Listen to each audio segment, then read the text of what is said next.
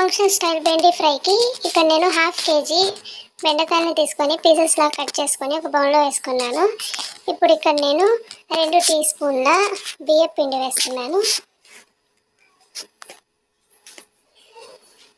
అలాగే 2 టీ స్పూన్లు శనగపిండి, అలాగే 2 టీ స్పూన్ల కార్న్ ఫ్లోర్, అలాగే 1 స్పూన్ కారం, సరిపడినంత సాల్ట్, అలాగే కొంచెం రెడ్ ఫుడ్ కలర్ వేసుకున్నాను. ఇంకా 1 స్పూన్ గరం మసాలా వేసాను.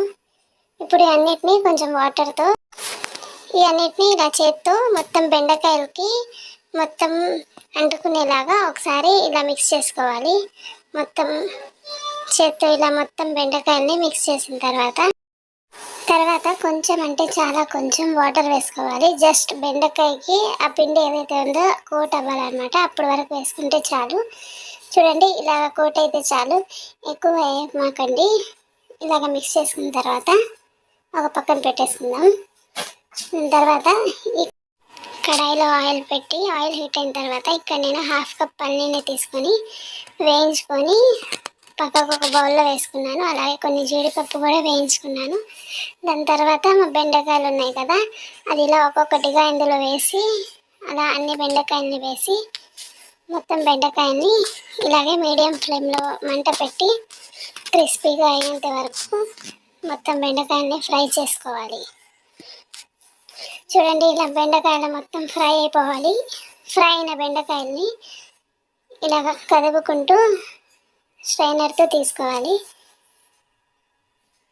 మీరు తీస్తున్నప్పుడు మీకు ఆ సౌండ్ వస్తుంది, క్రిస్పీనెస్ సౌండ్, అప్పుడు తీసేసేయండి, సరిపోతుంది. ఇలా మొత్తం బెండకాయల్ని తీసుకొని ఒక బౌల్, అదే ఇందాక మేము పల్లీలు క్యాషూ నట్స్ వేసాం కదా, ఆ బౌల్లోనే వేసేయండి. ఇలాగా మిగతా బెండకాయల్ని కూడా పక్కకి తీసుకుందాం.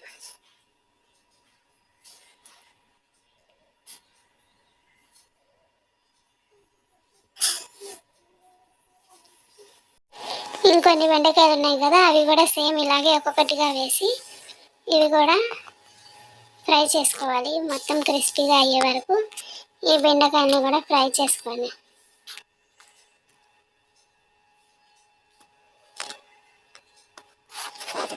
ఇలా బెండకాయలు ఇవి కూడా క్రిస్పీగా ఫ్రై అయిపోయిన తర్వాత ఇవి కూడా మనం బౌల్లో తీసుకోవాలి. ఇది మొత్తం మేము మీడియం ఫ్లేమ్లోనే చూసుకుంటూ చేయాలి. హై ఫ్లేమ్లో పెట్టుకుంటే బెండకాయలన్నీ కాలిపోతాయండి. చూడండి, ఇలాగా మొత్తం బెండకాయల్ని పక్కకు తీసుకోవాలి.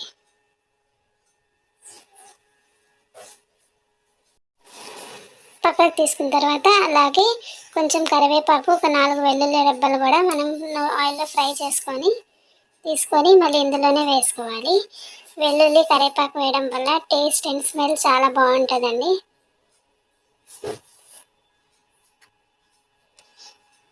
చూడండి, మొత్తం ఇలా ఒకసారి కదుపుకోవాలి. మన tasty function and marriages style బెండకాయ ఫ్రై అయితే రెడీ అయిపోయింది. ఒకసారి మీకు ఈ బెండకాయ ఎలా క్రిస్పీగా ఫ్రై అయిందో సౌండ్ చూపిస్తాను చూడండి.